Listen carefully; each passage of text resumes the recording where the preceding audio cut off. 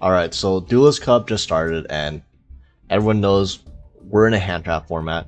Seems that basically every deck is running 12, usually more than 12 hand traps in their deck. So why don't we go over them and see which hand traps to best use in those slots. And I'm gonna base off this tier list that I made a few days ago. So if you want the logic and reasoning behind this and why all the decks are placed in their position, go check out the video I made on it. But yeah, as you can see, we have Snake Eyes, Yubel, Tier, Branded, Rescue Ace, Pearly, Voices, Dragon, all the usual suspects. So I'm going to be basing how good the hand traps are based on that sort of meta, and I expect the Duelist Cup meta will largely follow that this tier list, hopefully. So first off, when discussing hand traps in Master Duel, that's nothing much more to say here. I wish I don't have to explain Maxi and how Ash is like the only real is the best hand trap because it stops Maxi while also being an actual hand trap. So like let's move on to the next ones. Also, I guess I'll put Shifter in here too. Shifter is the only other hand trap that I would consider at the same level as Maxi and Ash, simply because Shifter is basically it is as much of a turn ender as Maxi is for most decks. The only difference is that most decks can't run Shifter. That's why it's so good. So if you're one of the few decks that can run Shifter and not get too hurt by it, and by that I mean you could basically the one free turn that Shifter gives you, you can usually win the game off that. Then yeah, play Shifter in your deck. But obviously that doesn't go for most decks. But yeah, as for the hand traps that I consider good, like that aren't staple run in every single deck if you can, but first of all, Imperm. I think Imperm is probably the best generic hand trap. The only reason why it's not like in the same tier as like this is because I pretty much think almost every deck is running Maxi and Ash, and if Imperm stopped Maxi, then yeah, I would put Imperm here too. But Imperm does not stop Maxi, so there are certain decks that are all gas or like. Basically, I can see the logic for some decks not willing to run Imperm. Whether you're like running a full gas version, like you're playing a tier pile or any kind of pile for that matter, or you're playing like maybe Branded with a heavy engine requirement, or you're playing a deck like Dragons that depends heavily on light and dark monsters, and then you might value Veiler over Imperm. Like I can see a case made for some decks not running Imperm. But I mean, if you're not one of the few exceptions, I think every other deck should be on Imperm because this card is great, and it doesn't play into tactics is being played heavily now, so this doesn't play into tactics. Unlike Ash Blossom, it doesn't play into Gamma. It can be used on your turn. Unlike every other hand trap in this, pretty much in this list, Imperm is good when you draw it as your 6th card, or you can even just hold it for that matter. Whereas nothing else has that option. You can use this to out floodgates in the stun matchup, whereas most hand traps would be dead in the stun matchup. Like this card is just generally, I think, the best generic hand trap that's not Ash Blossom and Maxi. So yeah, you have to basically come up with reasons to not put this in your deck, and usually those reasons aren't good enough to exclude this. And to add on that, I think Gamma is also really good. The only thing is that, again, Gamma is kind of like Shifter in that not every deck can run Gamma. If your deck can't really reasonably bait out Maxi and Ash Blossom on your turn, then it's not really worth running Gamma in my opinion. It's not worth having a dead card in hand when you go first, like half the time. But if your deck can support it, which there are many decks that can, like Yubel, for example. The classic Yubel conundrum is that you want to Maxi Yubel early as possible before they can make a Phantom, but in doing so, you play into Gamma. So yeah, that's the paradox right there, and Yubel players take advantage of that by running Gamma in their deck. So if you're like kind of like that, or if you're like a Fire King player, you can even like die Battlestar, use OSS, and then it's like, can't Ash me there, otherwise you risk getting blown up by Gamma. Bonfire for Poplar, Special Poplar, can't maxi me there, you're just getting blown out by Gamma. So stuff like that. If your deck has plays like that, you run Gamma. But don't feel. But I mean, obviously, if you don't have a consistent way to do that, then don't run this. But if you can, this card is really good because it has offensive capability too. It's not just the defensive hand trap. And yeah, anything else to put in the good pile?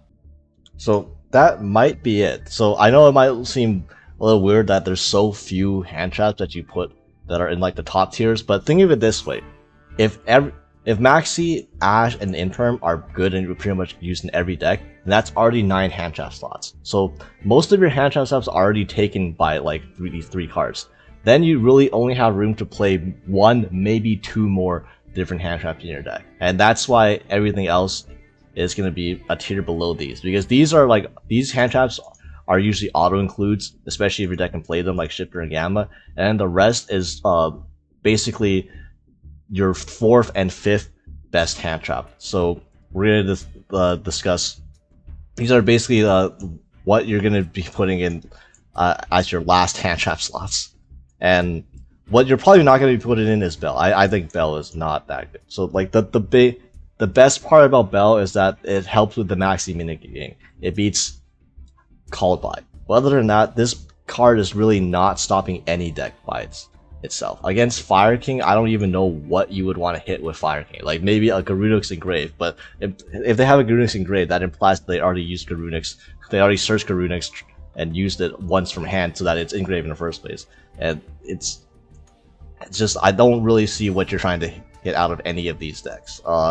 Against, like, Voice can chain block against Bell. Branded has Branded lost to like completely ignore Bell a lot of the time. Tier, you can stop a tier effect, but tier can just chain block Bell. This is like in terms of graveyard disruption, this is like one of the worst, and it only really has the upside of beating Maxi, which is probably, or beating Called By the Grave. That's probably the best purpose of Bell, but I don't think that's really worth running. Even if your deck's really loses hard to Maxi, I still don't feel like it's actually worth running this because it's not actually good as a hand trap. If as your second hand trap, it might do something. Like if you Valor a Dark Bending Beast after a Spirit Gates, then you can prevent them from reviving with the Spirit Gates.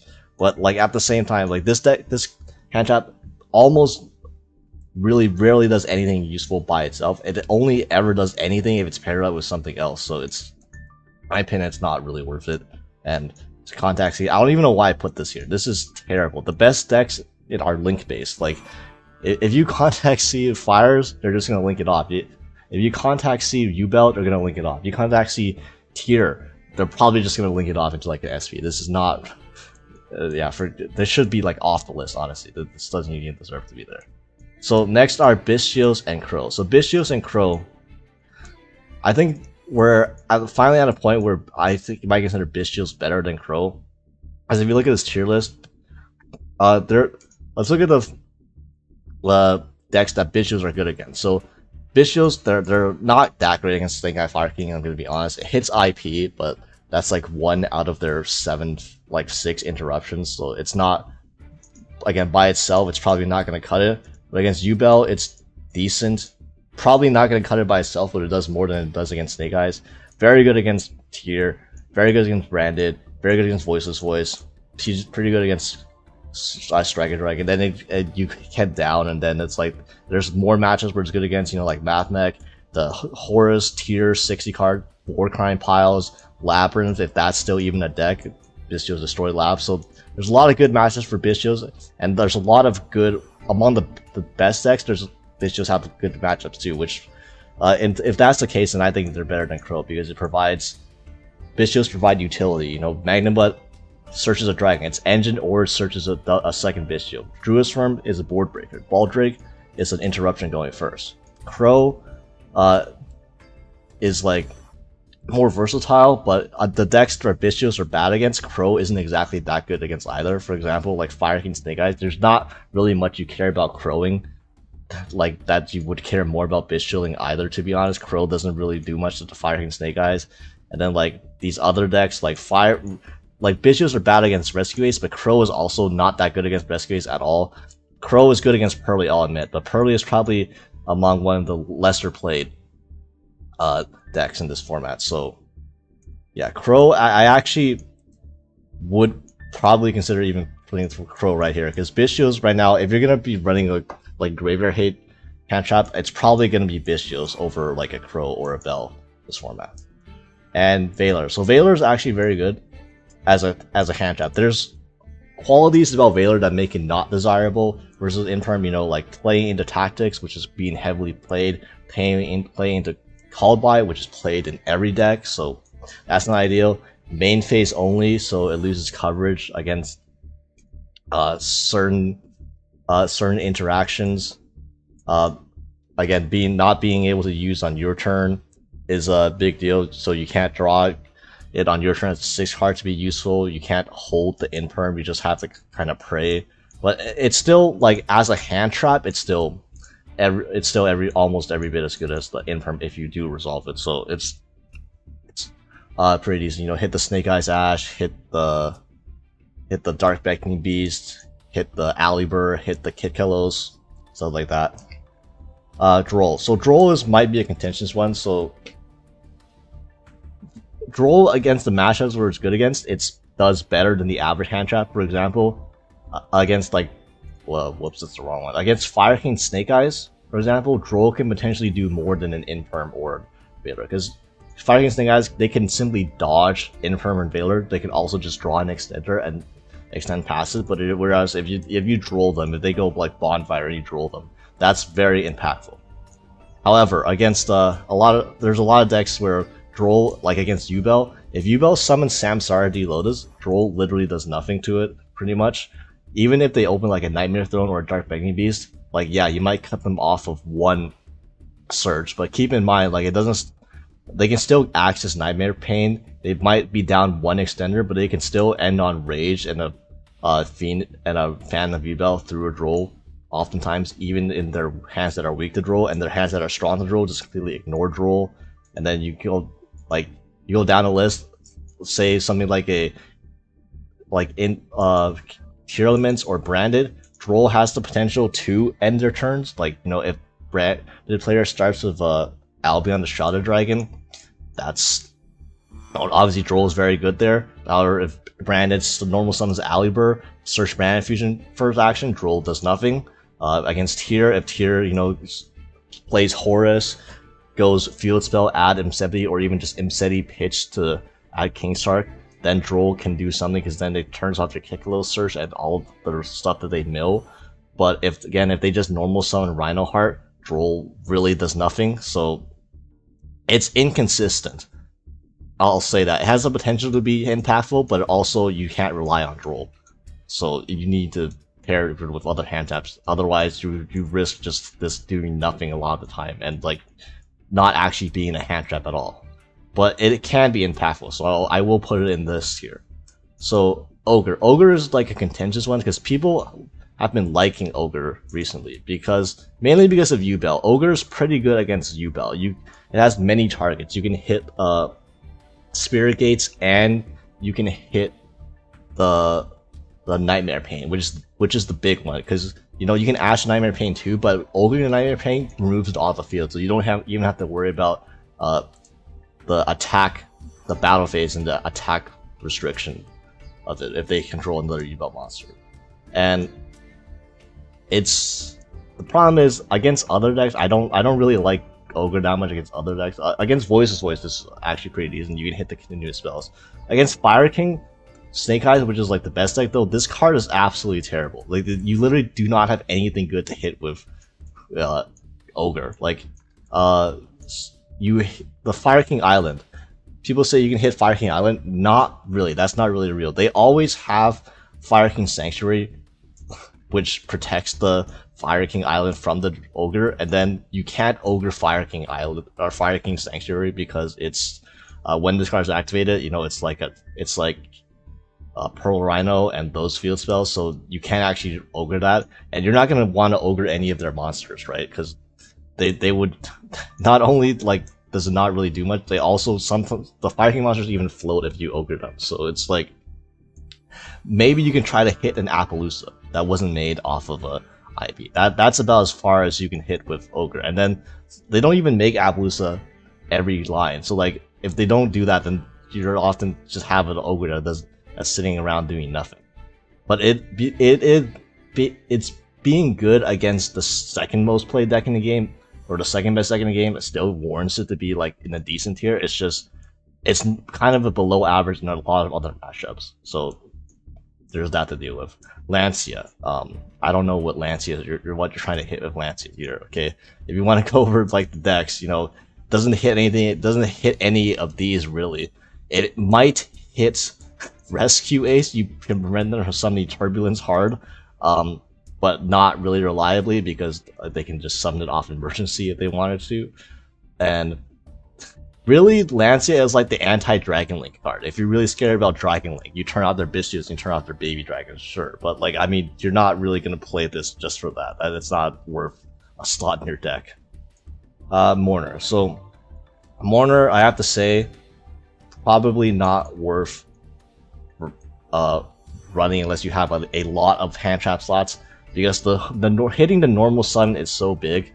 The key normal summons in this format are like Alcanix, Snake Eyes Ash when you don't summon it off OSS, Dark Beckoning Beast, that's a big one, Samsara D Lotus, another big one, because the Samsara D Lotus, even if it's the second card they summon, they normal summon it off the Dark Beckoning Beast effect. So that's actually still a normal summon. So that means you still can't Mourner that either. So which is just annoying as hell.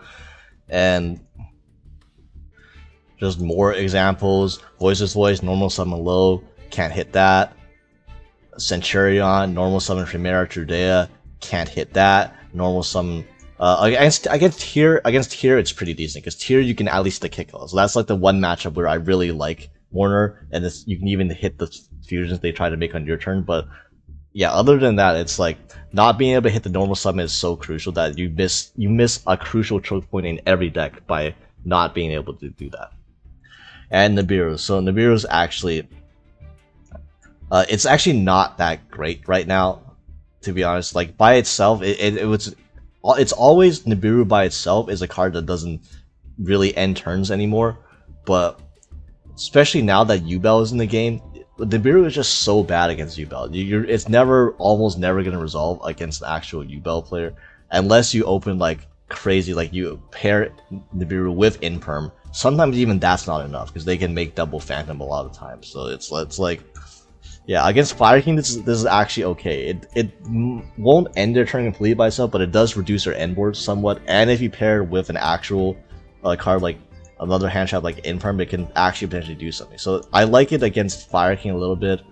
I absolutely disgusting against Tier though. Like it's so bad against Tier, so bad against Branded, it's so bad against Voiceless Voice that the fact that, and it's like bad against Yubel, so the fact that the only matchup it's even okay against is Fire King, and then even then it's like, yeah, I'm talking myself out of it. This card seems actually just not really fit for this current Master Duel meta. Yeah, and then I've also put Pearly up there because I think Pearly is a good deck, and obviously this card's also terrible against Pearly. So I actually am struggling to find out what matchup you actually want the Nibiru in. So yeah, before people just ran this as a card to draw into off of Maxi, I think that's literally the only purpose this serves now. I don't think you would actually main deck more than one Nibiru in this format, just because it's really the best decks, the most played decks actually just straight up ignore Nibiru completely. And even that, I don't even think you would even need to run the one Nibiru to draw into off of Maxi, because you're probably running Bishios in that case, and Bishios do a good enough job of keeping you alive under the Maxi challenge. So especially Druid's Firm, which is at 3 now, so you might not even need to run the one of Nibiru to draw into. So yeah, this is about as bad as Nibiru has been, I think, in a long time in Master Duel. Phantasme. So Phantasme, it's I really want this to be playable, but it's just there's too many matches where you can't run them. Like if you can't against Yubel, maybe it can work. Against Fire King, you can draw a card. You can draw a couple cards maybe. Against Tier and Branded, absolutely not. No, that absolutely no. Against Voiceless Voice, absolutely not. So it's like I do want to say it's okay, but it's not impactful enough. It draws a couple cards, and you need to run. It needs to be paired with other hand traps to be good. Board breakers, again, board breakers I don't think are that great. So if you're not running board breakers, this also doesn't have that much value. It's certainly better than these. Like, at least this has a use. Like, I can see some people maybe playing this, although probably not. I'm gonna be honest, probably not actually. I wouldn't recommend playing Phantasme. It's not really worth it in my opinion. So Retaliating Sea is actually it has some good matchups, like against Fire King Snake Eyes. You can hit the OSS and then they have to play under macro. Against Branded, you hit like Branded Fusion, they have to play under macro. Against Rescue Ace, you hit Emergency. Okay, to be honest, against Rescue Ace, it's not that great because if you just chain this to Emergency, they'll just summon Turbulence and set 4 anyway, so it's like not the greatest thing in the world. Against Tier, it really only hits if they go for Scream. It hits that, but not Scream. If they go for Grief, it'll hit Grief. But other than that, it's not going to be live versus Tier. And then Voice's Voice is actually decent against, but I don't know if you want to really counter Voice's Voice. And if you do, there's like other cards up here like these, for example, that are usually more consistent and actually good against multiple different decks. So yeah, I'm talking myself out of it. When it was just Pearly meta, was probably the last time I might have considered playing Retaliating Sea, but not anymore. Skullmeister. Skullmeister is it's just bad Crow and Bell. Like these are already iffy to play to begin with, Crow and Bell, but Skullmeister is worse than both of these. So I wouldn't even really consider it. That's gonna be a no for me, dog. And Cherries. So Cherries is is like out of all of these experimental and lesser played ones, Cherries is the one that probably has like the most interesting to discuss and like the most merit. The problem is the meta is too diverse right now. Okay?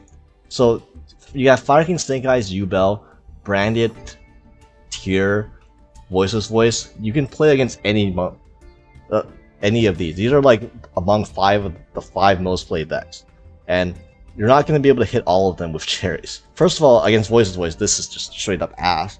Like it's not impactful against Voice's Voice at all. Against Branded, you need a target for Branded, so probably something like a Lubellion or a Cartagia, or not Cartagia, what's that called? Grand Guignol.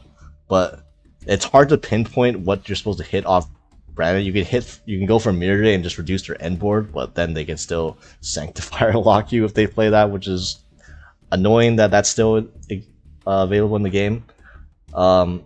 Against Tier, obviously you hit Kiklo, so that's obvious, so that's a good hit. Against Fire King Snake Eyes, again, it's hard to pinpoint what you're supposed to hit against them. Like, if you hit the Princess, they can very well play without Princess. Like, they can still make an end board, they just won't have Princess on top of it, but they can still have like a Amblawell or an Arvada, and then they have all the Disruptions in Grave and all the stuff like that. And against U-Bell, I'm gonna say, if you want to use it against U-Bell, you use it against the Rage. The Rage is the scariest part of their end board. Linking off your monsters and then making an SP on top of it, and then having Escape as another form of disruption. That's like, if you get rid of Rage, you get rid of a lot of their disruptions. So it's actually, I would say Cherries is decent against Snake Eyes, or not Snake. It's actually not good against Snake Eyes. It's decent against U-Bell and Tier Elements. Against the other decks, it's iffy. And then at the same time, you got to think, what kind of deck has that much room for that many slots to play Cherries in, right? Like what kind of deck are you playing? You're surely not playing one of the top decks here. It might be Voice's Voice. Voice's Voice might be the only one out of these top decks that actually has room to play a Cherries package that hits it more than like 1 or 2 decks. And it's like, and like I said, it's only against a couple decks where it's actually game changing against. So it's all right. I mean, it's a minus. You can't use. It has no utility when you go first. It just has a lot of issues. It is a dark, so that's like one benefit. If you're playing a Bishop deck, which you're probably not if you're playing Cherries. I'm gonna be honest. Like, you probably don't care about the dark attribute if you're playing a deck that cares about Cherries. You're probably playing something like Flu or something, in which case even if you're playing Flu and you don't need the extra deck at all, I still would recommend playing a lot of these over Cherries just because they're more consistent and they hit more of a wide range. So yeah, that's roughly how I feel about hand traps in this format. These first 2 tiers, you're probably gonna run these two, a combination of these two, and then you're gonna have room for like maybe 1 or 2 more hand traps, and then that's where you got to decide between these next couple of tiers. What's the next 1 or 2 hand traps I'm gonna try to fit into my deck?